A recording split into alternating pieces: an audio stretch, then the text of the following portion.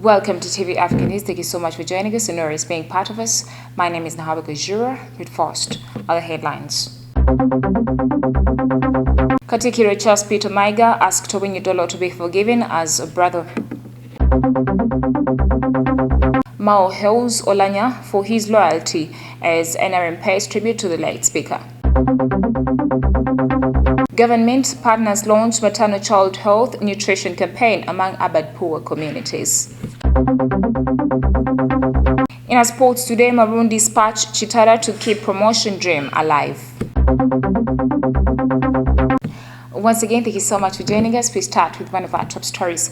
Now, Buganda Kingdom Premier Katikiro Charles Peter Maiga has urged Ugandans to move on from Chief Justice Owiny Dollo's recent derogatory remarks about the kingdom. Now, the Katikiro said that the CJ has apologized for his emotional outburst, and it is imperative that Ugandans forgive him so that the country can sojourn on as one. Uganda Kingdom Premier Katikiro Charles Peter Maiga made these remarks at Bulange Mingo following a closed-door meeting with Chief Justice Owiny Dollo. Maiga added that what unites Buganda and Acholi is stronger than what should divide them. The Katikiro also commended the Chief Justice for his courage and said that he is now a brother to Buganda Kingdom. On his part, Owiny Dollo said the meeting with Uganda's Premier was very vital as it has made up for his mistakes. The Chief Justice was accompanied by several officials, including the former Uganda People's Party Congress, Olala Otunu, among others. Earlier this week, Owiny Dollo apologized to the Kabaka of Buganda, Ronald Muwenda Mutebi II, over his remarks that the king was airlifted for treatment in Germany in a presidential jet. Owiny Dollo claimed that he was emotional when he made the statements and apologized to Kabaka Mutebi. Away from that, hundreds of friends, colleagues, leaders and members on Thursday convened at the NRM party headquarters to pay tribute to the deceased former Speaker of Parliament, Jacob Oulanyah, during a special memorial service. We have the details. Giving a special tribute during the service, Democratic Party President Norbert Mao said he had met Oulanyah in 1988 and that since then, their friendship blossomed into brotherhood.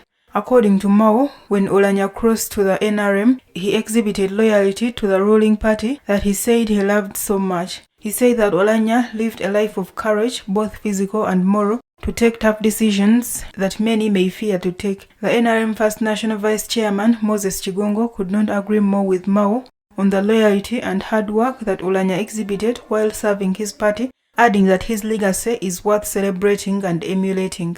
The NRM Secretary General, Richard Odong, said the former speaker was not only forgiving but also an advocate for reconciliation.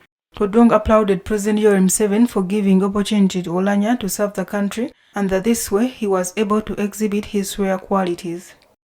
The Ugandan government, through the Ministry of Health and KCCA, together with USAID Maternal-Child Health and Nutrition, have launched a new media campaign through which they seek to improve the demand for and utilization of maternal-child health and nutrition services by the urban poor communities.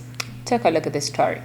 According to Dr. Renard Mutumba, an urban health specialist, but also the focal point person for the campaign of USAID, Maternal-Child Health and Nutrition, the project targets all women of reproductive age, pregnant and lactating young women, caretakers of children under 5 years in Kampala, especially those in urban poor areas, plus health facilities and health workers that routinely serve them.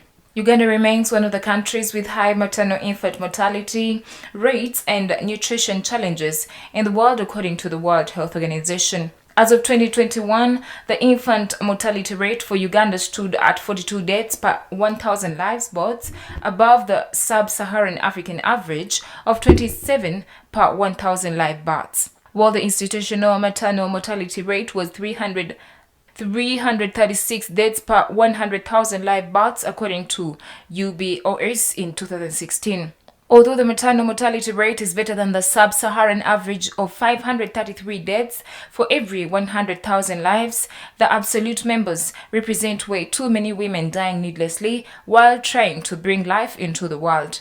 The campaign is expected to increase awareness about maternal child health and nutrition services through simple, easy to understand and remember messages. Well, thank you so much, reporter. We take a quick break. We shall come back with the international news.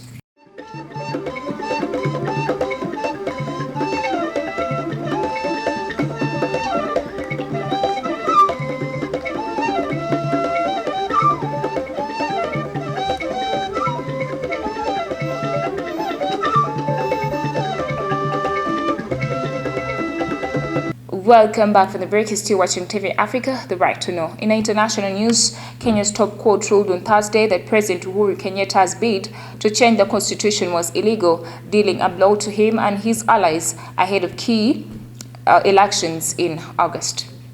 According to 6 of the 7 judges overseeing the case at the Supreme Court, ruling against Kenyatta's proposal to expand the executive, the president cannot initiate constitutional amendments or changes through popular initiative under Article 257 of the Constitution. But the court left open the possibility for the reforms, popularly known as the Building Bridges Initiative, to be instituted by Parliament or through other means as long as the president did not have a hand in the changes.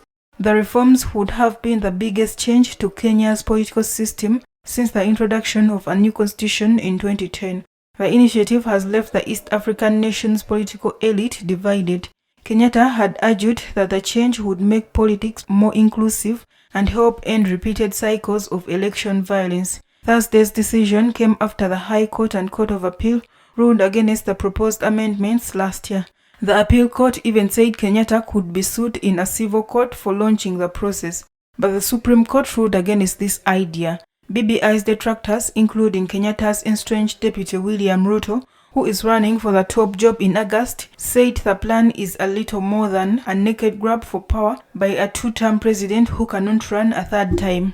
Moving on, a Sudanese protester was killed on Thursday as thousands rallied against last year's military coup and worsening living conditions, according to medics.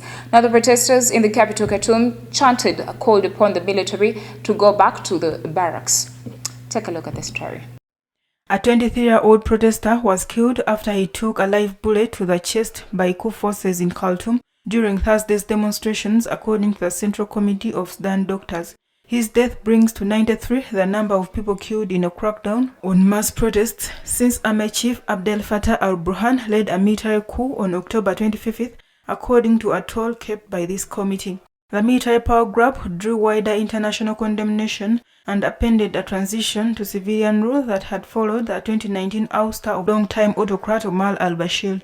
Sudan's already ailing economy has taken severe blows since the coup, as Western donors cut crucial aid pending the resolution of a transition to civilian rule. In recent weeks, the Sudanese pound has plummeted against the dollar as prices of food, fuel and basic commodities soared, driven higher by Russia's invasion of Ukraine. Both countries are major wheat producers. On Monday, United Nations Special Representative Volker Perthes warned that Sudan was heading towards an economic and security collapse unless the civilian-led transition is restored. Sudan has yet to appoint a prime minister since the January resignation of Abdallah Hamdok, who was ousted in the coup before briefly coming back to office. Now, moving on, in our international news, South Africa's judiciary has rejected former President Jacob Zuma's appeal to further delay his corruption trial due to resume in April, according to the National Prosecuting Authority on Thursday. We have the details. According to a statement, the National Prosecuting Authority welcomed the ruling and will now work to ensure that the trial resumes on April 11, 2022. The 79-year-old former head of state is accused of taking bribes from French defense group Thales in a case that is more than 20 years old. He is charged with 16 counts of fraud, corruption, and racketeering. Thales is also charged with bribery and money laundering. Mr. Zuma's corruption trial began last year in May after numerous postponements and delays due to a number of appeals. In an unreviewable decision, of which the media has a copy, the Supreme Court of Appeal ruled that Zuma's claims have no reasonable prospect of success on appeal and that there are no other compelling reasons for an appeal to be heard. In October, the court rejected the former president's request that the Attorney General Billy Downer, whom he accuses of bias, be removed from the case, which was dismissed. In another development, Jacob Zuma was sentenced to 15 months in prison for stubbornly refusing to appear before a commission investigating state corruption under his presidency between 2009 and 2018. His imprisonment in July triggered an unprecedented wave of violence and looting in South Africa. He was released on health grounds 2 months into his sentence. Away from that, people on the streets of the Tunisian capital expressed distrust in their elected representatives on Thursday, a day after the president dissolved parliament in a new blow on the North African country's young democracy.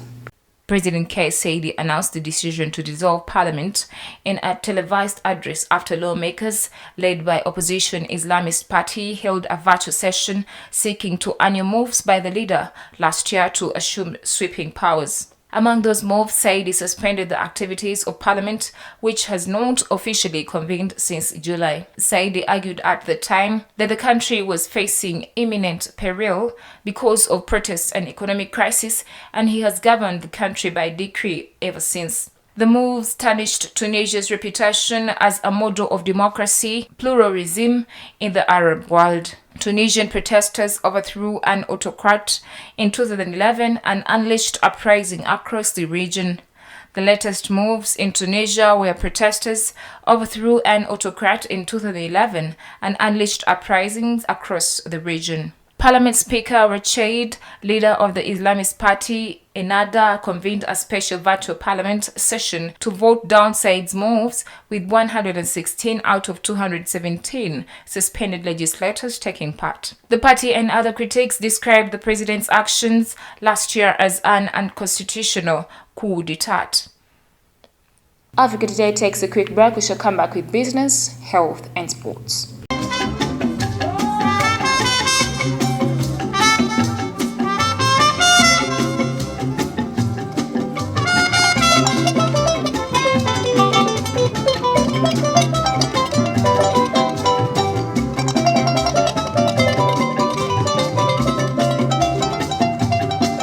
Welcome back from the break. You're still watching TV Africa, the right to know.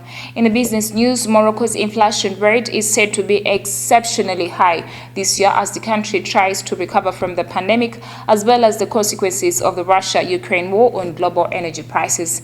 Now, according to Morocco's central bank, the inflation rate could reach 4.7% by the end of 2022. We have the details. According to economist Richard Oraz, although the country registered growth in the third quarter of 2021, the increase in energy prices will offset any gains. According to the expert, there is an increase in the prices of phosphates and fertilizers on the international market, and this will benefit Morocco, but at the same time, there is a very big increase and at higher rates in the global energy market, and this will be a burden on the Moroccan national budget as well as on businesses and consumers. The expert added that this rise in energy costs cannot be offset by what they can gain from the increase in prices of fertilizers and phosphates on the international market. Car manufacturing, aeronautics, tourism, and agri-food industries have become energies of growth in Morocco. The country imports a quarter of its wheat from Ukraine and more than 90% of its oil and gas from Russia. The Rabat-based economist asserted that during the past 20 years in Morocco, inflation rates have not exceeded 2%, with the exception of a few years when it jumped over 2%.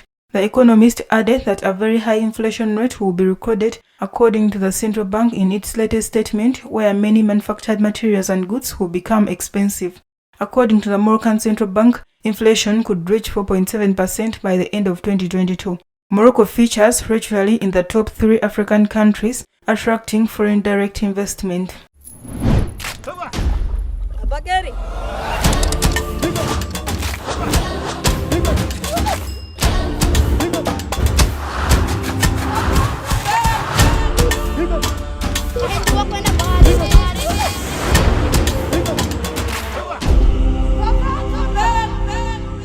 In Africa Today Health, Angola announced on Thursday the suspension of salaries of striking doctors who represent the vast majority of the profession in the country and have been demanding better working conditions for 10 days. We have the details.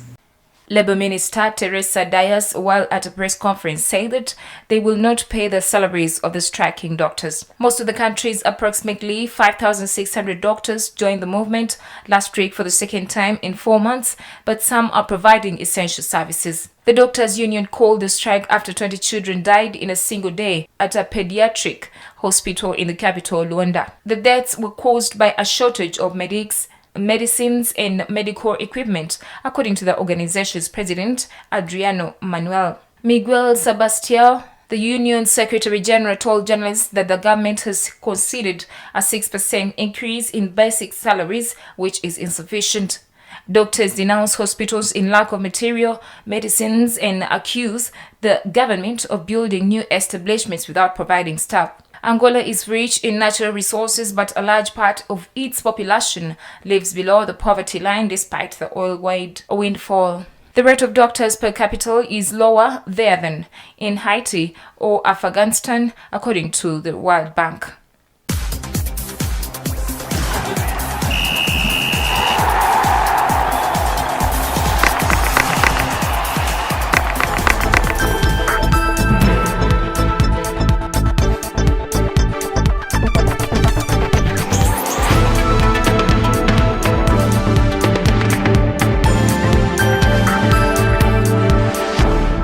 In our sports news today, Maroons' quest for a return to the Uganda Premier League is still on the right path following the Prison Warders win over Chitara FC on Thursday. Now, with the FUFA Big League into the business end, the teams contesting for the professional slots are not giving any chance of sleeping. On Thursday, Maroons put up a brilliant display to ease past Chitara FC, winning 4-0 at Prison's Grand Luzera. Solomon Walusimbi netted a brace while Fred Amaku and Abraham Tusubida added a goal apiece to guide Maroons to victory. The win lifted Maroons FC from 4th place and are now joint top with 32 points, same as leaders Kataka FC. The Mbale best side, who won 3-2 against Calvary FC, lead the dog because of a superior goal difference. They have a goal difference of 14 compared to Maroons 11. Chetume FC, who were not in action on Thursday, dropped to 3rd and are a point behind the aforementioned teams. Blacks Power FC, who also have 31 points, did not play after relegated Nyamitiobora FC failed to make the trip to Lira. The team will now await the decision from FUFA Competitions Committee. Should they be awarded 3 points, as presumed, Blacks Power will move top on 34 points with 2 games to the end of the season. In the other games played, Luweero United obliterated MYDAFC and condemned them to relegation by winning 5-0, while Ndeje University and Proline played out a goalless draw. Well, thank you so much for being a loyal audience from where we started from. Don't forget to subscribe to our YouTube channel. We shall keep updating you. It is TV Africa, the right to know.